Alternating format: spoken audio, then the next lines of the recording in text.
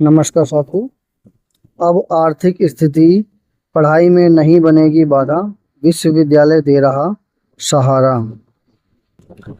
गुरु घासीदास केंद्रीय विश्वविद्यालय के सुदामा का सहार योजना देश भर के जरूरतमंद छात्रों तक पहुंचा रही सहायता। जी हाँ, ये बड़ी ही अच्छी खबर है। बिलासपुर बिहार में गया जी के रहने वाले एवं गुरु घासीदास केंद्रीय विश्वविद्यालय बिलासपुर के विधि संकाय के छात्र आनंद कुमार कुछ परेशान थे। उनकी परेशानी की वजह थी परिवार की आर्थिक कमजोरी। उनकी फीस के रूप में जितने रुपए जमा करने थे उसके करीब 5,000 रुपये कम थे। ऐसे में उन्हें किसी ने विश्वविद्यालय को सुदामा का सहार योजना के बारे में बताया। उन्होंने संबंधित विभाग से संपर्क किया और उनको 5,050 रुपये की सहायता मिल गई। आनंद जैसे अनेक विद्यार्थी उनकी पढ़ाई में आर्थिक स्थिति बाधा बनती है, उनके लिए यह पहला सहारा बनकर सामने आई है। सुदामा और श्री कृष्ण की मित्रता से प्रेरित इस योजना की परिकल्पना विश्वविद्यालय के कुलपति प्रोफेसर आलोक कुमार चक्रवाल ने की है। जनवरी 2024 में कैंपस की एक कैंटीन में प्राध्यापकों के साथ चर्चा के दौरान उन्होंने कुछ विद्यार्थियों को फीस जमा करने में आ रही आर्थिक परेशानी के बारे में बात करते सुना। तभी उन्होंने ज़रूरतमंद विद्यार्थियों के लिए अलग शिक्षा कोष बनाने का प्राध्यापकों के समक्ष विचार रखा। इसमें खास बात यह है कि लंबी कागजी प्रक्रिया के बजाय आर्थिक स्थिति का आकलन कर तत्काल सहायता दी जा सके। इसके बाद प्राध्यापकों की समिति गठित की गई और योजना को चरणबद्ध तरीके से आगे बढ़ाया गया। अब योजना के तहत ट्यूशन फीस, छात्रावास शुल्क, पुस्तकें, अध्ययन सामग्री, ई संसाधन, जीवन कौशल प्रशिक्षण, परामर्श सेवाएं व आकस्मिक परिस्थितियों में आर्थिक सहायता दी जा रही है। इसका लाभ विश्वविद्यालय में प्रवेश लेने या अध्ययनरत विद्यार्थियों को दिया जाता है। वह देश में कहीं के भी निवासी हो सकते हैं। विश्वविद्यालय प्राध्यापकों व पूर्व समाज सेवियों के सहयोग के लिए प्रेरित करता है। पारदर्शिता का भी पूरा ख्याल। कोष का संचालन कुल सचिव, वित्त अधिकारी और अधिष्ठाता छात्र कल्याण के संयुक्त खाते से किया जाता है, जिससे पारदर्शिता और जवाबदेही सुनिश्चित होती है। जरूरतमंद विद्यार्थी निर्धारित आवेदन और आवश्यक दस्तावेज प्रस्तुत करते हैं। पात्रता की जांच के बाद सहायता सीधे संबंधित शैक्षणिक मदों में उपलब्ध कराई जाती है। योजना का प्रभाव केवल आर्थिक सहयोग तक सीमित नहीं है, बल्कि इससे पढ़ाई छोड़ने की आशंका घटी है। विद्यार्थियों का आत्मविश्वास बढ़ा है और परिसर में सहयोग व दान की संस्कृति भी मजबूत हुई है। दानदाता को टैक्स भी लाभ। पूर्व छात्र संकाय सदस्य, कर्मचारी, विद्यार्थी व अन्य इच्छुक दानदाता स्वेच्छा से योगदान दे सकते हैं। प्रत्येक दानदाता को आयकर अधिनियम की धारा 80G के तहत छूट प्रमाण पत्र प्रदान किया जाता है। पूरी प्रक्रिया पारदर्शी तरीके से संचालित होती है। पिछले 2 वर्षों से 171 को मिला सहायता। प्राप्त राशि को लौटाने का कोई दबाव नहीं। 15 अगस्त 2024 से शुरू इस पहल के शिक्षा कोष में 1 करोड़ रुपए से अधिक की राशि जमा हो चुकी है। अब तक देश के अलग अलग राज्यों के 171 विद्यार्थियों को आर्थिक सहायता मिल चुकी है। सबसे अच्छी बात यह है कि इस राशि को लौटाने का कोई दबाव नहीं है। लक्ष्मण को तो 1.5 लाख रुपए मिली सहायता। शिक्षा संकाय के छात्र लक्ष्मण केवट को उच्च शिक्षा जारी रखने के लिए 1.5 लाख रुपए की आर्थिक सहायता प्रदान की गई। चिरमिरी निवासी अनन्या गुप्ता ने कहा कि मेरे पिता तत्काल फीस की व्यवस्था नहीं कर पाए थे, मैंने इस योजना के तहत आवेदन किया और बहुत कम समय में 10,000 रुपये की सहायता मिल गई।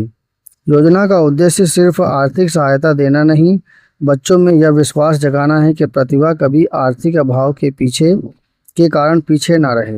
यह शिक्षा कोष लगातार मजबूत हो रहा है। हमारा प्रयास है कि विद्यालय का कोई भी ज़रूरतमंद विद्यार्थी संसाधनों के अभाव में अपनी पढ़ाई ना छोड़े, सम्मानपूर्वक उच्च शिक्षा पूरा करे। यह पहल राष्ट्रीय शिक्षा नीति 2020 के समानता और समावेशी शिक्षा के उद्देश्य को मजबूती देती है। ये बात कही है कुलपति जी आलोक कुमार चक्रवाल जी ने, जो गुरु घासीदास केंद्रीय विश्वविद्यालय के कुलपति हैं।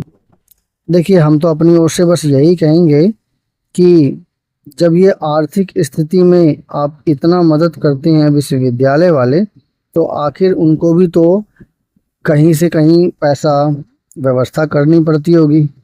तो ज़्यादा अच्छा है कि जो कॉलेज बाहर के एजुकेशन को पढ़ा रहे हैं, जैसे कि यूरोप के कॉलेजों में स्विट्ज़रलैंड और जर्मन के कॉलेजों में, अमेरिका के कॉलेजों में जापान, और आज के समय में चाइना बहुत आगे निकल गया है। तो इन देशों में जो लिटरेचर होता है, जो उनकी किताबें होती हैं, वो उनकी भाषा को ट्रांसलेट करने के लिए सबसे ज़रूरी है। और ऐसे विद्यार्थी जो इस प्रकार के आर्थिक स्थिति से गुजर रहे हैं, अगर उनको ये ट्रांसलेटर वाला काम अगर दे करके उनकी आर्थिक स्थिति को बैलेंस कर दिया जाए, या कहना चाहिए कि जो पैसा विश्वविद्यालय दे रहा है उसके एवज में उनको एक पार्ट टाइम का एक रोज़गार मिल जाए, जिससे उनकी कार्य क्षमता भी बढ़ेगी, कार्यशैली में भी परिवर्तन होगा और वो दूसरी भाषा पर अच्छी तरह से कमांड बना पाएंगे। उसका बेनिफिट होगा दूसरे देशों के साथ तालमेल बनाने में और उनकी साहित्य और अन्य प्रकार की लिपियों को समझने में, और ज्ञान का ट्रांसफ़र होगा अपने देश में, क्योंकि आप सभी जानते हैं कि अपने देश में तकनीकी ज्ञान की अनुभव बहुत कम है, और कई देशों के पास तकनीकी ज्ञान बहुत ही अच्छा है, उन्नत किस्म का है, जिसमें आज के समय में चाइना बहुत आगे निकल चुका है। चाहिए कि ऐसे विद्यार्थी जो होनहार भी हों। देखिए, यह कहावत कही गई है कि जो गरीब विद्यार्थी होता है ना, तो उसमें ज्ञान की लोलुपता बहुत ही अच्छी मिलती है। कहते हैं कि लक्ष्मी सरस्वती साथ साथ नहीं होती। तो बस ये समझ लीजिए कि ऐसे व्यक्ति जो थोड़े से आर्थिक रूप से कमज़ोर हैं, उनमें ज्ञान की लोलुपता बहुत ज़्यादा होती है। तो अगर ऐसी स्थिति में अगर ट्रांसलेटर वाला काम अगर इन विद्यार्थियों को दे दिया जाए विश्वविद्यालय स्तर पर, तो उनकी रोजगारी में भी बेनिफिट मिलेगा और विश्वविद्यालय को दूसरी भाषा पे ट्रांसलेट एक बुक भी उनके पास मिल जाएगी, जिसका बेनिफिट अच्छे ज्ञान को अर्जित करने में, विशेष प्रकार के ज्ञान को अपने विश्वविद्यालय में अर्जित करने में और विशेष ज्ञान को बढ़ावा देकर अपने विश्वविद्यालय को और उच्च कोटि का बनाने में मदद मिल सकती है, जिससे कि प्रयोगात्मक कार्य बहुत आसानी से सफल हो सकता है। लोगों का जो मानसिक स्तर बहुत अच्छा हो सकता है और ऐसे विद्यार्थी बहुत ही अच्छा काम कर सकते हैं। आपने सुना होगा कि कई विश्वविद्यालय जो जैसे जर्मनी में अगर हम पढ़ने जाए, या हम ब्रिटेन में या अमेरिका में पढ़ने जाएं, तो वहाँ पर जो विश्वविद्यालय में जो विद्यार्थी पढ़ते हैं उनको कोई ना कोई पार्ट टाइम काम दे दिया जाता है। खास करके जब अगर हम दक्षिण मतलब हमारे देश से जाकर चले जाते हैं, तो ऐसी जो बच्चे होते हैं वो मजबूरी में आकर के पार्ट टाइम काम करते हैं, तो उनका उससे जेब खर्चा भी निकल जाता है। और वास्तविकता ये है कि वो उस देश में एक बहुत बड़ा योगदान दे रहे हैं, और जब वो इस प्रकार का जो योगदान देते हैं वो काम आता है उनकी। कहने का मतलब ये है कि यंग एज है, ऐसे में अगर वो ट्रांसलेटर का काम सीख लेते हैं और उससे उनकी आर्थिक स्थिति ठीक बन जाती है, तो ये विश्वविद्यालय के लिए सोने पे सुहागा होगा। बस ज़रूरत है कि उस ट्रांसलेट का उपयोग इस प्रकार से किया जाए ताकि बेनिफिट हो और जो ट्रांसलेटर हो उसको कुछ पैसा मिल सके अनुदान के रूप में, ताकि बहुत अच्छा प्रोग्रेस हो सके। छोटे छोटे चीज़ों से ही कोई भी भाषा पर कमांड बनाई जा सकती है। आज के समय में कोई ऐसी चीज़ नहीं है जिसमें ट्रांसलेशन पॉसिबल ना हो। आज के समय में गूगल पे या एआई के द्वारा बहुत चीज़ पॉसिबल है कि ट्रांसलेटिंग का काम बहुत आसानी से हो सकता है।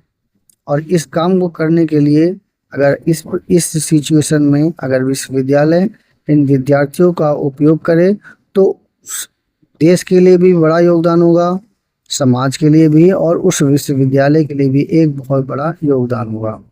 मेरी समीक्षा कैसी लगी कृपया कमेंट कीजिए, चैनल को सब्सक्राइब कीजिए, शेयर कीजिए। धन्यवाद।